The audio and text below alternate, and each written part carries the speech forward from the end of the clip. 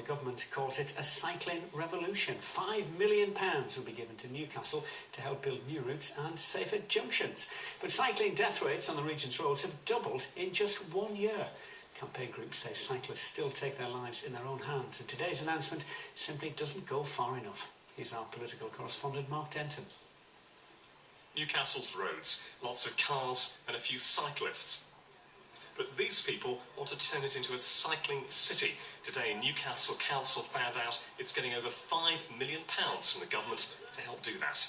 One of the problems that we have at the moment is that the cycle routes that we have often disappear either onto pavements or into the middle of the road at short notice. We want to create a proper strategic cycle network right across the city, connecting where people live with where people work. Obviously, we're delighted for Newcastle. It's been a long time coming. Newcastle have been trying for years to try and get some significant investment from government into trying to increase levels of cycling in the city. So today is wonderful.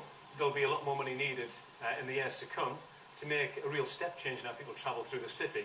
But the 5.7 million announced today will be a significant opportunity for the city in terms of bringing about that step change. But is a cycling revolution really round the corner?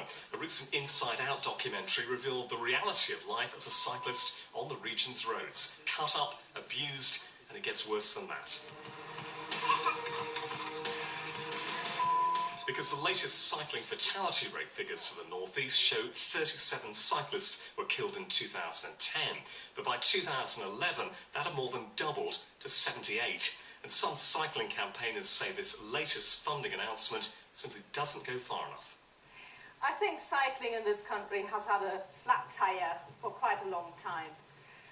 And today feels a bit like, of course it's nice to be given something, but it does feel a bit like a puncture repair kit with nowhere to go with it.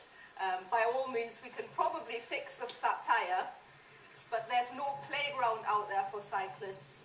The roads are very hostile. Of course, we need massive changes to our roads and the way we interact on our roads, but we also need to take space from the road to dedicate it to cycling.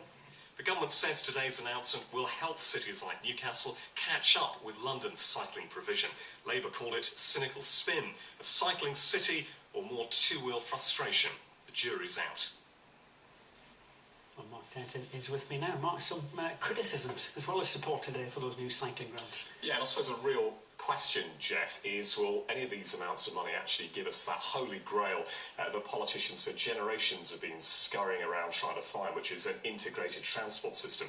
Let's just remind ourselves that in Newcastle and its surrounding areas, you can't even bring a bike onto the trains. Nexus who run it say that's for safety reasons, because the bikes would block the emergency exits. So there won't be a trial of bikes on the metro for another 3 years, which is when they get new carriages. In the meantime, they're investing in a process of putting cycle pods at their stations, which means you can store your bike when you get on the train.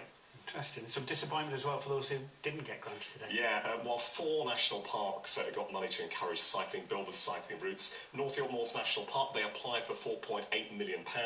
They got absolutely nothing. And they say, although they're delighted at the grants elsewhere in the country, they are very disappointed in their failed bid because they think the North York Moors is probably the best national park for cycling, and the money, they say, would have opened up the opportunities for millions of people. Sure, lots of cyclists will have lots to say about this, Mark. Thank you very much for that. And if you have a view on that story, why not log on to the Look North Facebook page and let us know what you think. The details are on your screen now.